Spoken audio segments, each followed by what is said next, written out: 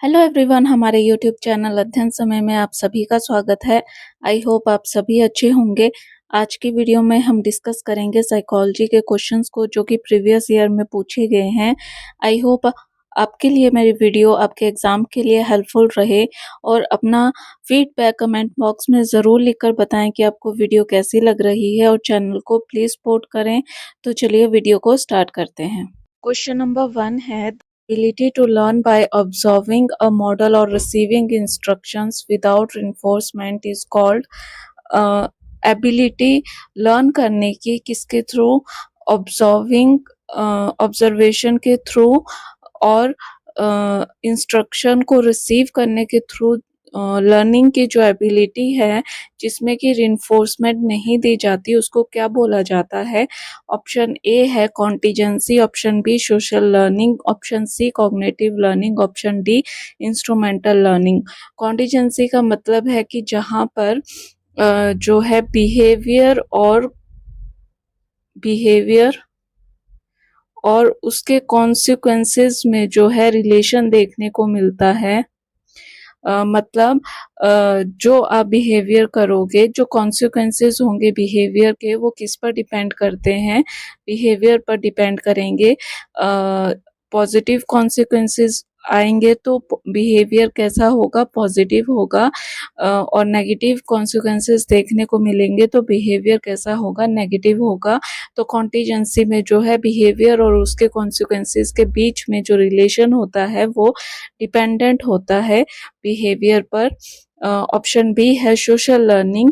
तो social learning में जो है ऑब्जर्वेशन की जाती है और इंस्ट्रक्शंस को रिसीव किया जाता है लर्निंग में। और ये जो एबिलिटी होती है जहाँ पे कि रिइंफोर्समेंट नहीं दी जाती इसको बोला जाता है सोशल लर्निंग। तो क्वेश्चन नंबर 1 का करेक्ट आंसर है ऑप्शन बी। सी जो ऑप्शन है कॉग्निटिव लर्निंग। कॉग्निटिव लर्निंग में जो है माइंड का यूज किया जाता है लर्निंग के लिए। एंड ऑप्शन नंबर डी जो है वो है इंस्ट्रूमेंटल लर्निंग। इंस्ट्रूमेंटल लर्निंग में जो ऑर्गेनिज्म होता है वो फ्री होता है एनवायरनमेंट को एक्सप्लोर करने के लिए, जो है वो फ्री होता है अपने अकॉर्डिंग, जो है वो एनवायरनमेंट को एक्सप्लोर करता है और उस बिहेवियर को जो है वो अडेप्ट करता है। तो क्वेश्चन नंबर फर्स्ट का करेक्ट आंसर है option number B, social learning. Next question है second question, projective techniques are used to assess. तो प्रोजेक्टिव टेक्निक्स जो है किस चीज को असेस करने के लिए यूज की जाती है। Option A personality, B intelligence, C learning, option D mental health. तो क्वेश्चन सेकंड का करेक्ट आंसर है option number A personality. Projective techniques जो है पर्सनैलिटी को मेजर करने के लिए यूज की जाती है। क्वेश्चन नंबर 3 है which method helps to study children with special needs. तो इन चारों ऑप्शन में से कौन सा मेथड है जो हेल्प करता है चिल्ड्रन विद स्पेशल नीड को स्टडी करने के लिए। ऑप्शन नंबर ए है हिस्टोरिकल मेथड। हिस्टोरिकल मेथड में जो है एक्सप्लोर किया जाता है कि किस तरह से हमारी थिंकिंग, हमारी फीलिंग्स, एक्शंस जो हैं वो शेप होते हैं हिस्टोरिकल कल्चरल और सोशल कॉन्टेक्स्ट में। और जो हिस्टोरिकल मेथड है इसमें जो ये थॉट प्रोसेस जो भी क्रिएट होते हैं वो फिक्स नहीं होते हैं, ना कि वो यूनिवर्सल होते हैं। और हिस्टोरिकल मेथड में जो है एग्जामिन किया जाता है कि किस तरह से पास्ट के जो इवेंट्स हैं और पर्सपेक्टिव्स हैं वो प्रेजेंट डे में जो कल्चरल प्रैक्टिसेस हो रही हैं उनको इन्फ्लुएंस करते हैं। तो ऑप्शन नंबर ए जो है वो एलिमिनेट हो गया क्योंकि ये पास्ट इवेंट और पास्ट पर्सपेक्टिव्स के रिगार्डिंग जो है बात करता है। ऑप्शन बी है case study method. Case study method में जो है आप स्पेशल इवेंट और एक पर्टिकुलर पर्सन, पर्टिकुलर इंडिविजुअल के बारे में जो है डिटेल में स्टडी करते हो, डिस्क्रिप्शन में स्टडी करते हो। तो चिल्ड्रन भी नीड को स्टडी करने के लिए हम जो है केस स्टडी मेथड का यूज करते हैं। ऑप्शन बी इसका करेक्ट आंसर है। सी ऑप्शन अब हम देख लेते हैं, डिस्क्रिप्टिव मेथड। डिस्क्रिप्टिव मेथड जो है वो एक रिसर्च अप्रोच है जिसमें कि फोकस किया जाता है कि बिहेवियर को डिस्क्राइब करने के लिए, ट्रेड्स को डिस्क्राइब करने के लिए, जहाँ पे कि कोई टेस्टिंग नहीं की जाती, एक बेसिक इंफॉर्मेशन जो है कलेक्ट की जाती है। और लास्ट जो मेथड है वो है एक्सपेरिमेंटल मेथड। एक्सपेरिमेंटल मेथड जो है वो साइंटिफिक अप्रोच है जो कि यूज़ की जाती है इन्वेस्टिगेट करने के लिए कॉज इफेक्ट रिलेशनशिप किनके बीच में, वेरिएबल्स के बीच में। तो क्वेश्चन नंबर 3 का करेक्ट आंसर है option number C, case study method, जहाँ पे कि आप चिल्ड्रन विद स्पेशल नीड्स को स्टडी करने के लिए जो है इस मेथड का यूज करते हो। नंबर 4 है operant conditioning aims to condition what kind of behaviour. Operant conditioning का एम जो है वो किस तरह के बिहेवियर को कंडीशन करना है। Option A reflexes, option B imitated responses, option C only thoughts and feelings, option D respondents. तो जो ऑप्शन ए है रिफ्लेक्सेस, तो ये तो एलिमिनेट हो गया क्योंकि ऑपरेंट कंडीशनिंग में रिफ्लेक्सेस की कहीं पे भी बात नहीं की है। बी ऑप्शन है इमिटेड रिस्पॉन्सेज, जिसको कि वॉलेंट्री रिस्पॉन्सेज भी बोला जाता है। तो ऑपरेंट कंडीशनिंग में जो है ऑर्गेनिज्म वॉलेंट्री रिस्पॉन्सेज जो है वो शो करता है, और जो उसका बिहेवियर शेप होती है तो वो शेप होती है कि उसको उस वॉलेंट्री रिस्पॉन्सेस से जो है कॉन्सिक्वेंसेस क्या देखने को मिल रहे हैं। अगर उसको वॉलेंट्री रिस्पॉन्सेस से जो है पॉजिटिव कॉन्सिक्वेंसेस देखने को मिलते हैं तो वो उस बिहेवियर को रिपीट करता है, और अगर नेगेटिव कॉन्सिक्वेंसेस देखने को मिलते हैं तो वो उस बिहेवियर को रिपीट नहीं करता है। सी ऑप्शन जो है ओनली थॉट्स एंड फीलिंग्स, तो ऑपरेंट कंडीशनिंग में इस चीज पर भी एम नहीं किया गया है। उसके बाद जो डी ऑप्शन है रिस्पोंडेंट्स, तो रिस्पोंडेंट्स में क्या होता है, यहाँ पर जो है इनवॉलेंटरी रिस्पॉन्सेज जो हैं उसको वो किससे इन्फ्लुएंस होते हैं, स्टिमुलस से इन्फ्लुएंस होते हैं इनवॉलेंटरी रिस्पॉन्सेज रिस्पोंडेंट बिहेवियर में, क्योंकि जो ऑर्गेनिज्म है वो जो रिस्पॉन्सेज हैं उसको वो स्टिमुलस के साथ जो है एसोसिएट करके जो है बिहेवियर को शो करता है। तो क्वेश्चन नंबर 4 का करेक्ट ऑप्शन है option number B, imitated responses. Question number 5 है a key principle of educational psychology is. तो सबसे इम्पोर्टेंट प्रिंसिपल एजुकेशनल साइकोलॉजी का क्या है।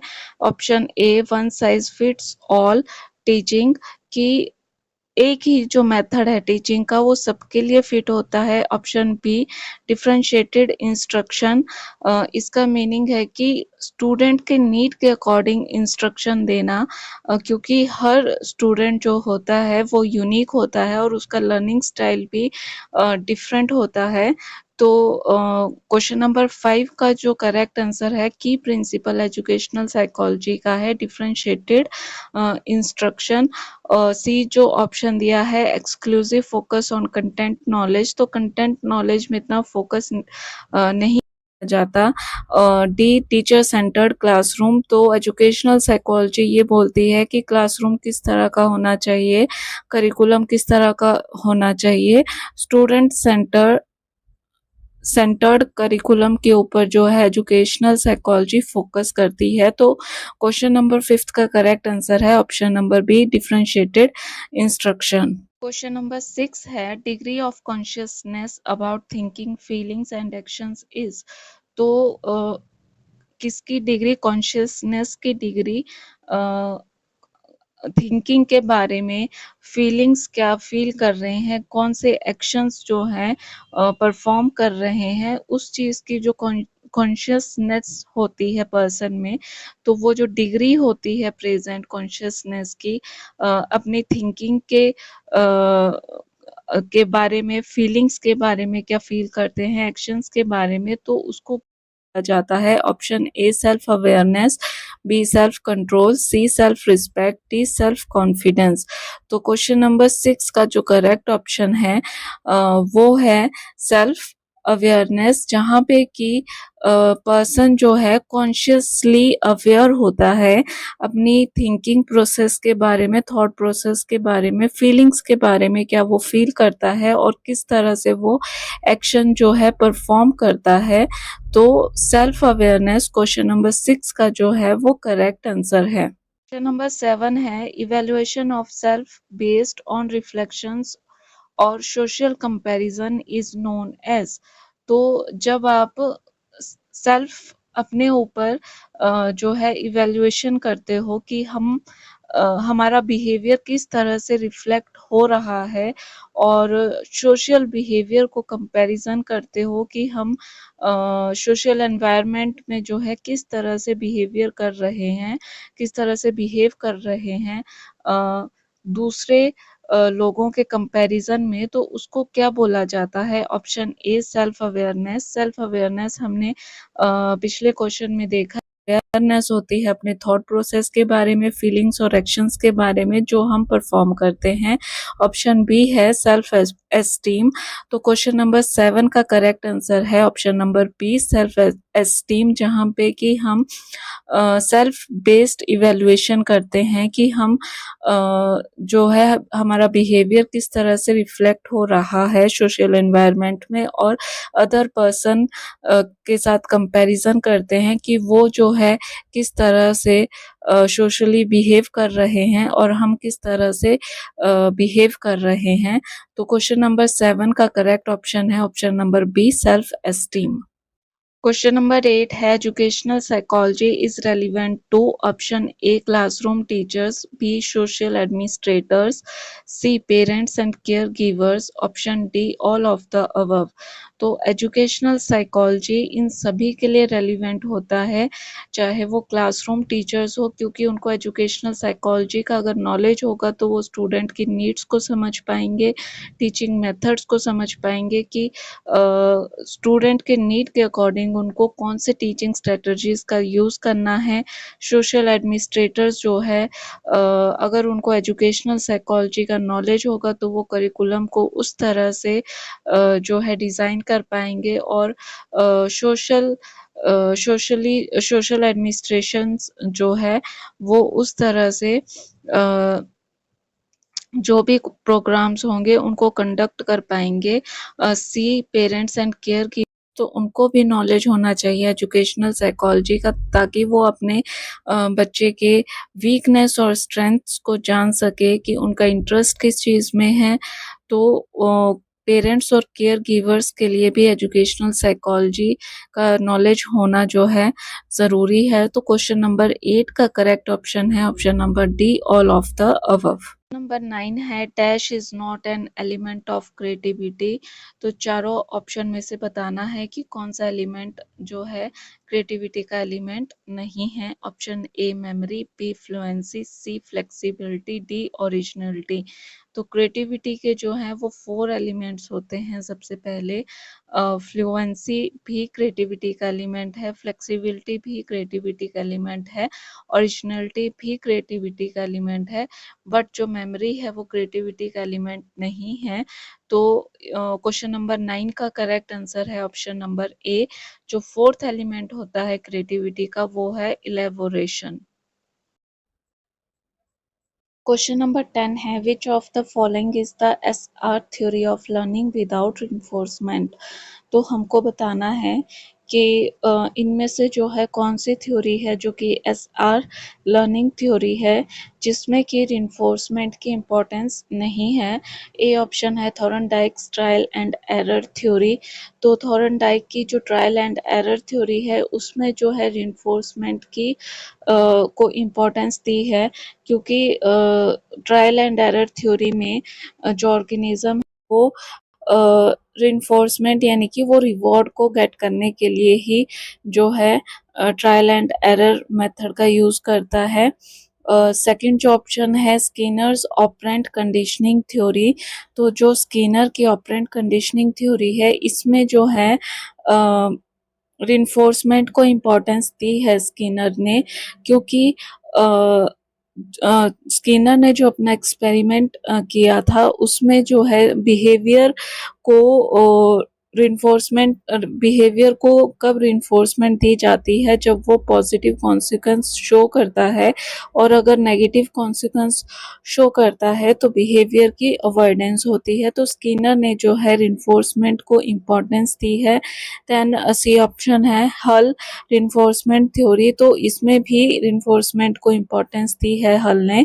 एंड लास्ट जो ऑप्शन है पेवलोव्स क्लासिकल कंडीशनिंग थ्योरी, तो पेवलोव क्लासिकल कंडीशनिंग थ्योरी में जो है पेवलोव ने डॉग के ऊपर एक्सपेरिमेंट किया था, जहाँ पे कि जो पेवलोव ने न्यूट्रल स्टिमुलस को जो है एसोसिएट किया है, न्यूट्रल स्टिमुलस को जो है अनकंडीशनड स्टिमुलस के साथ जो है एसोसिएट किया है। न्यूट्रल स्टिमुलस पेवलोव ने अपने एक्सपेरिमेंट में किस चीज को लिया था, बेल को, जो बेल की साउंड थी, और अनकंडीशनड स्टिमुलस था फूड। तो इन दोनों के बीच में एसोसिएशन जो है पेवलोव ने क्रिएट किया, जिससे कि उसको कंडीशनड रिस्पॉन्स डॉग का देखने को मिला, जो कि था उसके जो मुंह से जो सलाइवा निकल रहा था, तो वो उसका कंडीशनड रिस्पॉन्स बना।